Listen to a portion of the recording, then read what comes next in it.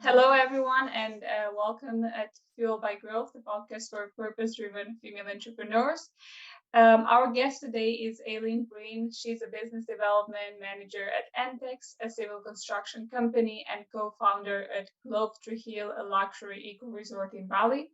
Through her business ventures in sustainability and community building, today she's going to teach us how we can bring sustainable elements in our day-to-day business.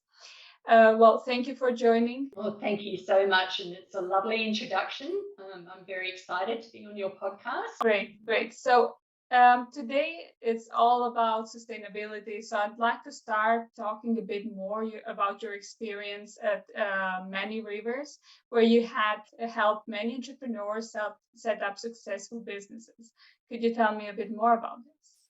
Yeah, sure. Look, Many Rivers is just such a wonderful organisation, a not-for-profit organisation that I used to work with, and I still have very close ties. What Many Rivers does is that they provide business mentoring support to entrepreneurs, and they specifically work with groups of people or individuals who come perhaps from a space of disadvantage. So a lot of their clients are on welfare, or they experience some kind of barrier to starting in business. And the whole idea is that they have a business coach or mentor to support them to bring a business idea to life and turn it into an actual business, and then journey with them for a number of years as that business develops and grows. They also provide access to other support services that are often needed for startup businesses. So it could be access to finance, to get products or services up and running, access to some legal support,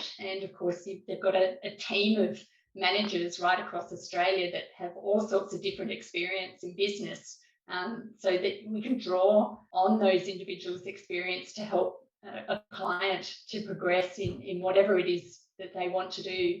Yeah, it's a really interesting organisation and very purpose-driven. Really exciting to be involved with them, to see small entrepreneurs get their ideas off the ground, often starting from scratch or nothing but an idea. Yeah, that's actually really interesting, because it's also nice to see what is the success rate in a way from such an organization, because many times you have all sorts of startup support, but why is Many Rivers model so successful? Yeah, well, I think it's the human element that, to me, that's really key, because any person that's delved into business, any entrepreneur will know that the first year can be really tough, and there are tough times always in business. But yeah, being an entrepreneur is not an easy option. It's hard work. So having someone walking with you, journeying with you, supporting you, encouraging you is really key. I remember a lot of the clients would have said things like, wow, this is the first time someone's actually ever believed in me and believed that I could do this. I didn't even believe I could do it myself. So that, to me, is probably the biggest part of the success. And helping people bring their ideas in with some sort of structure. Like, how do you even start? How do you begin to turn an idea into something concrete with action plans and steps? Generally, most business owners will know how to offer their service or produce their product really, really well. But there's the whole other side of business, which is the bookkeeping, understanding the money, the marketing. Yeah, that's another whole area that can be really confronting and hard to learn. So when you've got a coach supporting you with ideas and products, I think that's what makes it so successful. It's a deal breaker in a way, right? Because if you're really good at one part of your business, but then the other ones, say finance or marketing, are lacking behind, then it can, make or break your business, whether you put effort into it or not. So it is very important to know a bit of everything, so there at least raise awareness that those things can help improve your business in a way. Yeah, absolutely. So from your experience, first of all, how do you measure success? So that's a really interesting question, isn't it? Because traditionally, I think people look at a business and say it's successful if it's actually earning a profit. And absolutely, that is part of the success of a business. To be a sustainable business, you have to be earning more than you're spending over time.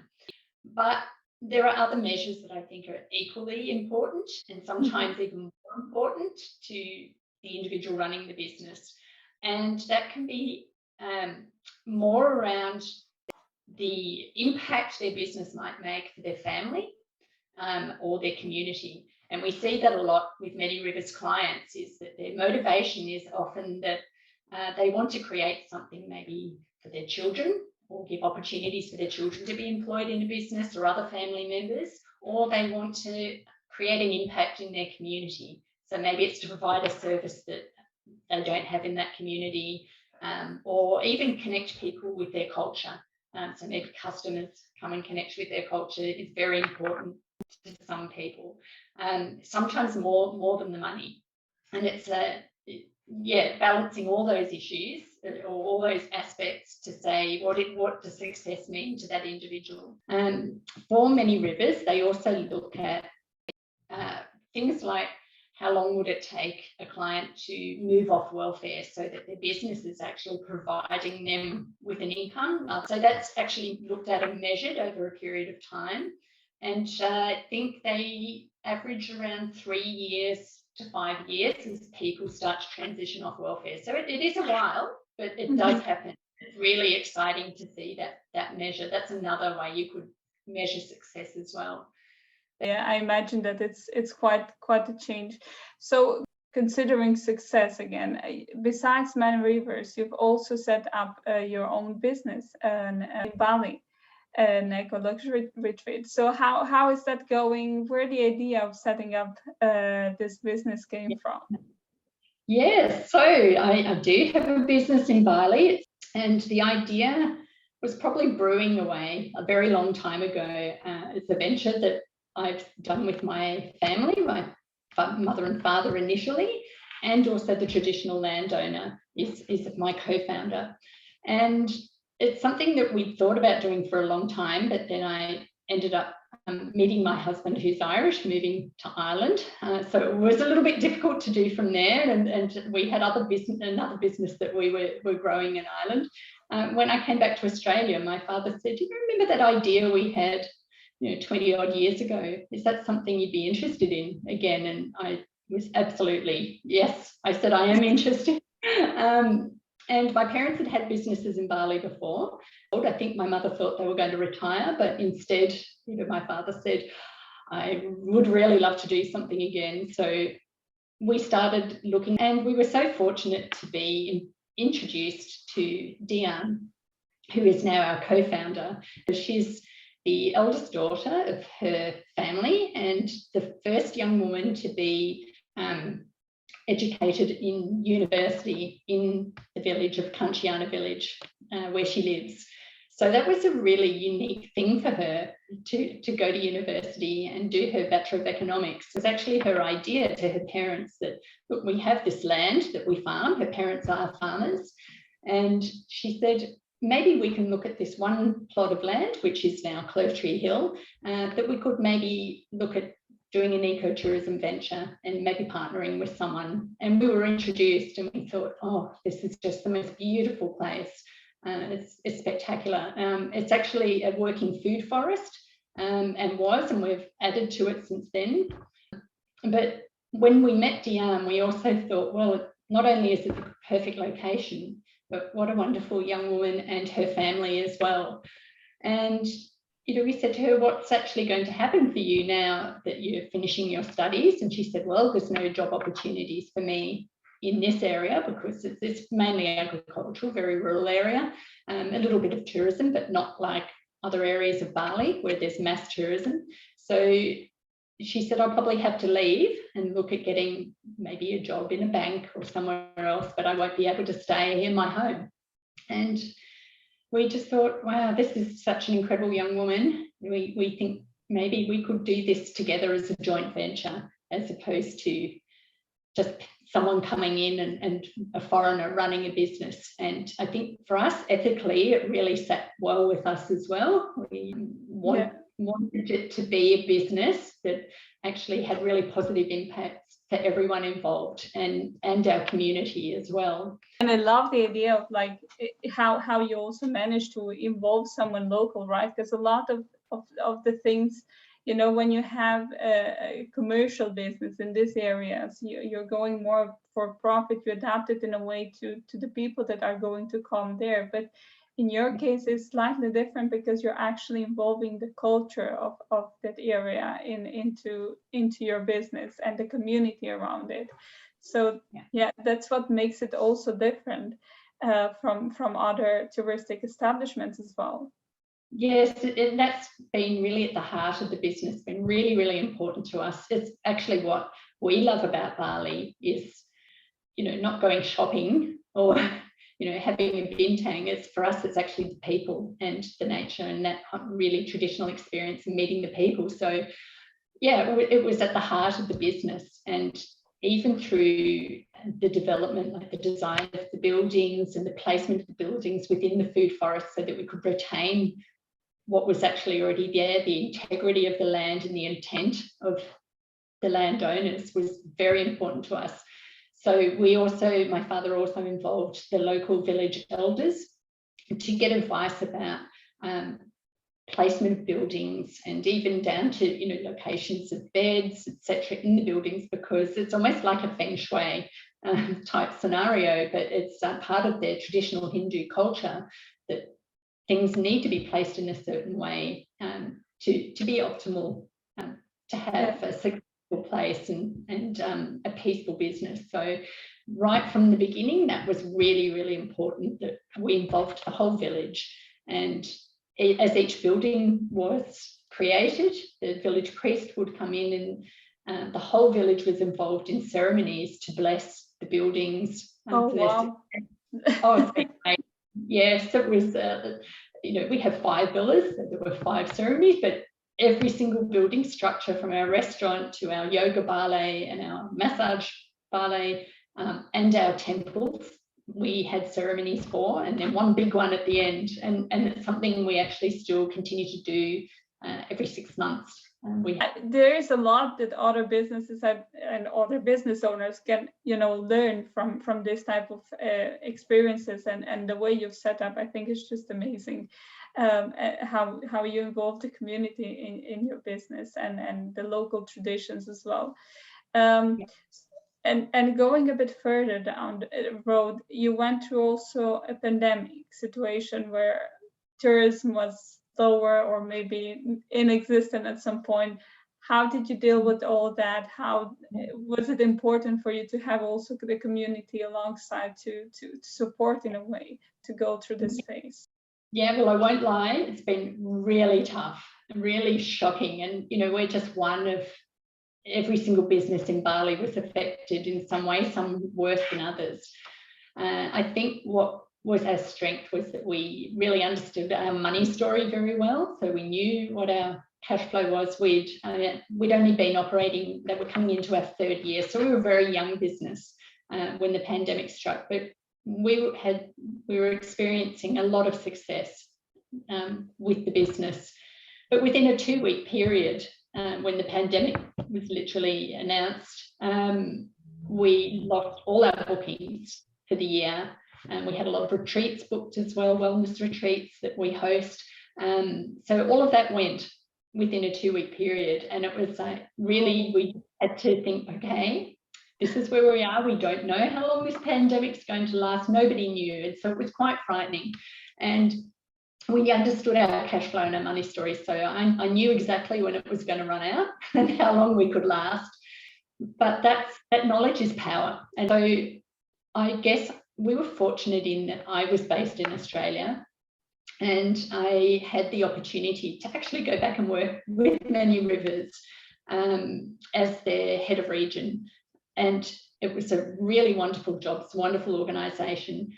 And what that allowed me to do was that I could earn enough to basically look after myself, but also keep all my staff employed. But we needed to do it so that they're employed part-time.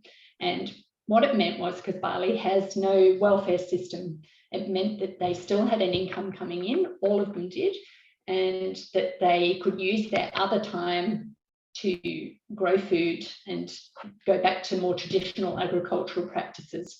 So they still had some income. They were able to actually do other things in their spare time that would contribute to sustaining their households.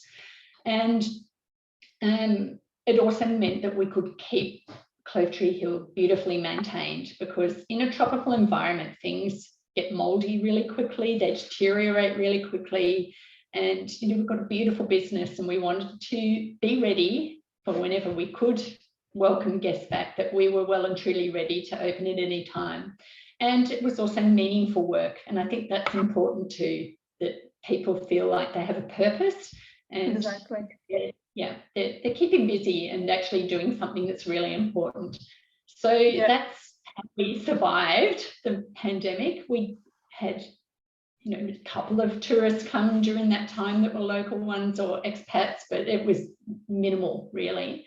And it's just been in the last 6 weeks that Bali has opened up fully, and oh my gosh, my staff are just so joyful to be welcoming guests back again. And look, we're not quite out of the woods yet, because it's slow. It's a slow start, but it's a really positive start. It's a progress, and it's a progress in the right direction, right? So I cannot imagine the stress you're going through when you're trying to decide and balance things out to see how they're going, because it's quite uncertain. But definitely, I think you've done an amazing job in managing.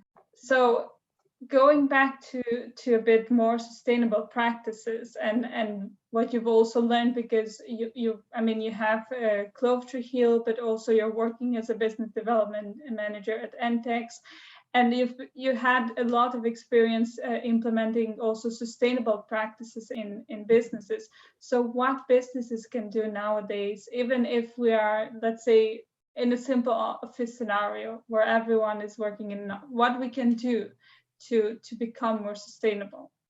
Yes, well, that's a really big passion of mine, sustainability. And what I love about it is it doesn't matter whether you're a sole trader, an individual, or a big business. There's all sorts of different initiatives that you can bring into your business. But your business also has to make a profit as well, because if you're spending more money than the money that's coming in, it's not a business that's going to survive. So part of sustainability is actually looking after the profits.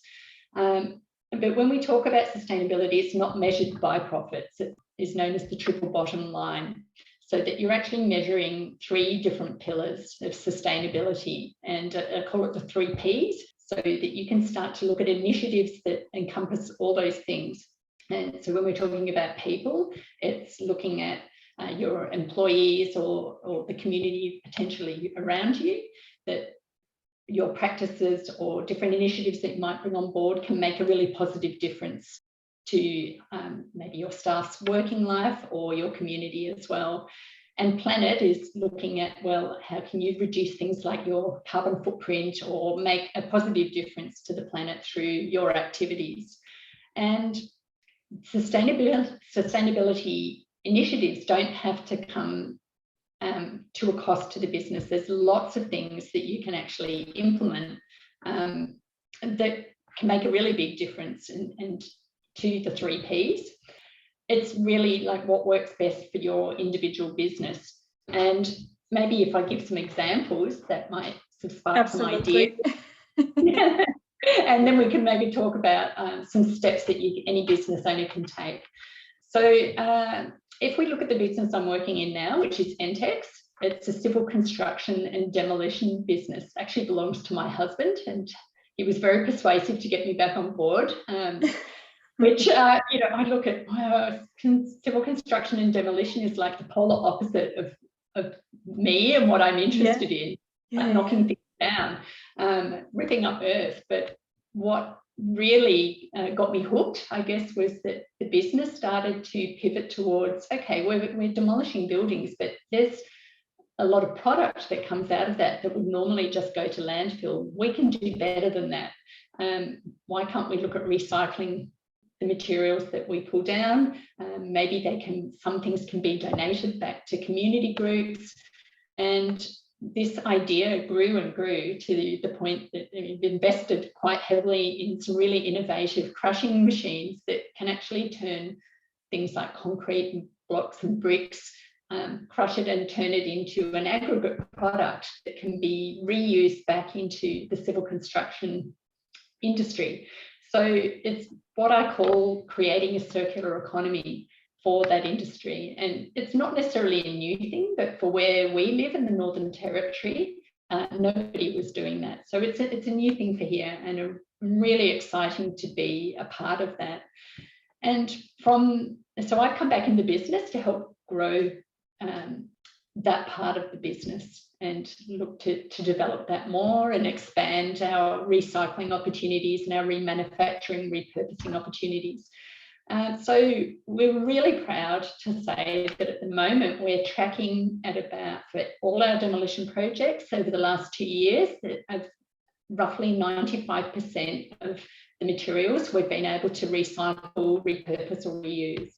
So that's quite impressive. That's really impressive. Yeah. Wow. Yeah. And I think what's been also really lovely is that it's attracted a workforce that are really engaged with that.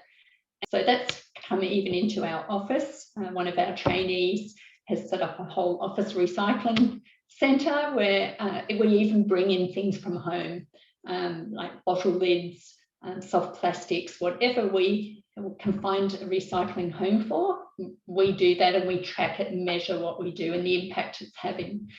One of our other employees said in the Northern Territory, we have a cash exchange for bottles, so like drink bottles and water bottles, things like that. So we get 10 cents cash back.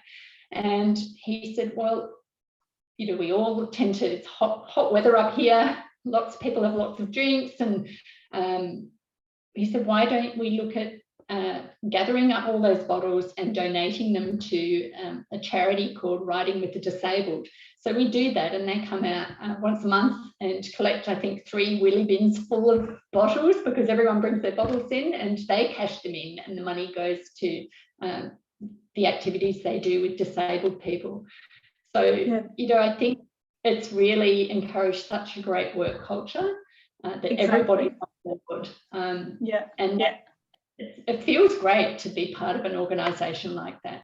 Yeah, so that's the other thing, is like how much it has quite an impact, right, on the team and on the culture of the business to implement such measures, because at the same time you're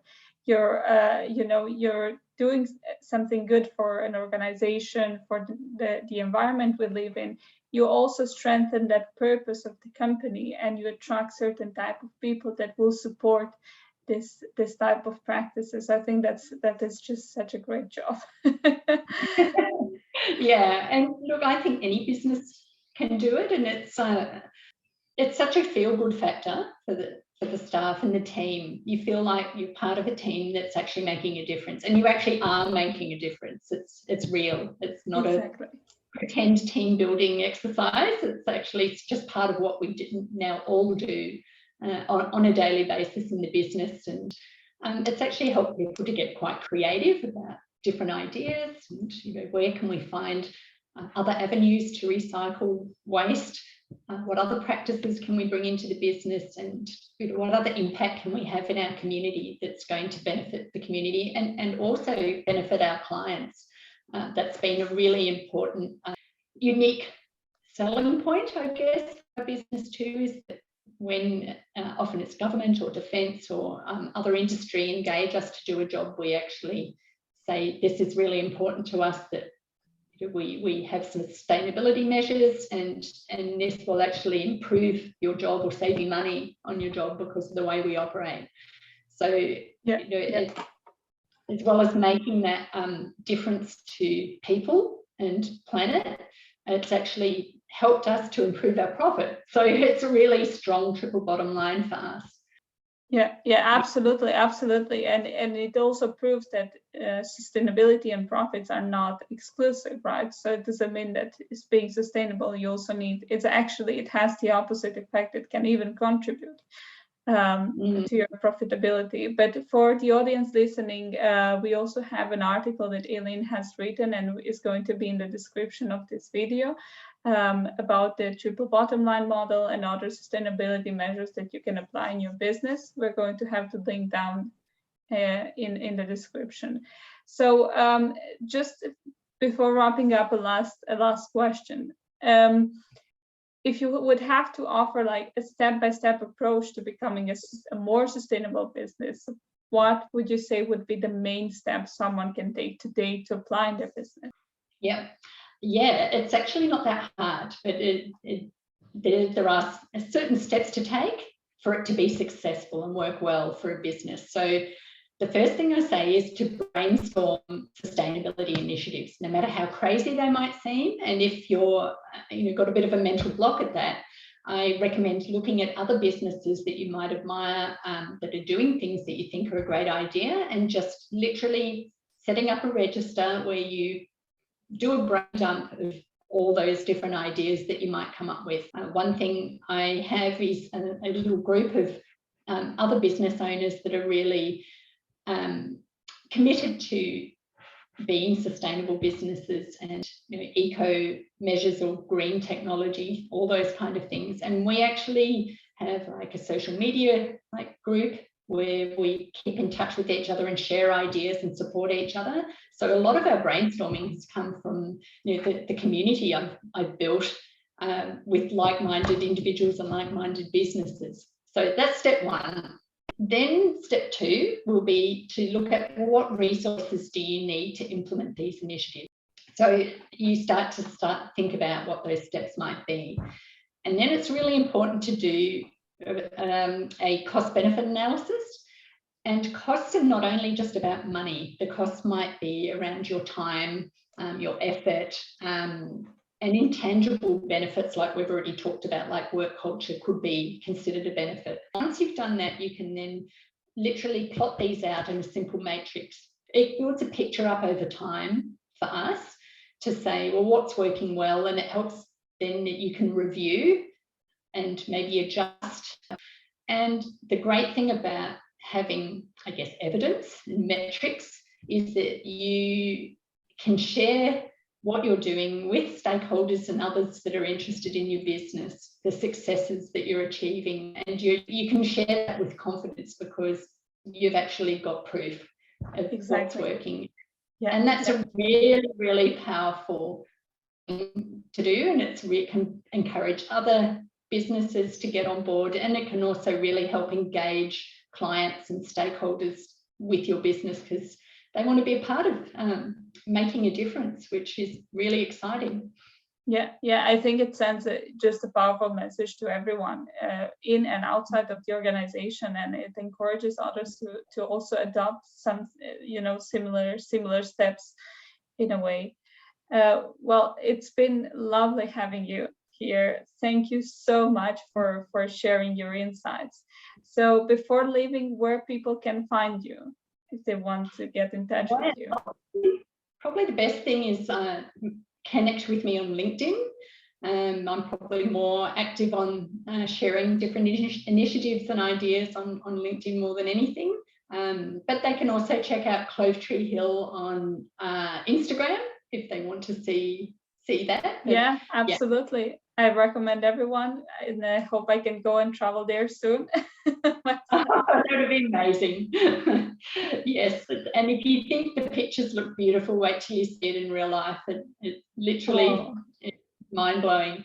But no, I'm always so happy to connect with people. As I said, LinkedIn's a really great way to message, and I'm pretty responsive. Love supporting other people in business. It's just a real passion of mine. And yeah, if anyone ever wants to talk business sustainability, I'm there. On LinkedIn. Okay, we'll also have the link in the description. Well, thank you very much for today. We keep in touch. That would be fantastic. And it's been my pleasure. Thanks for inviting me to come on board.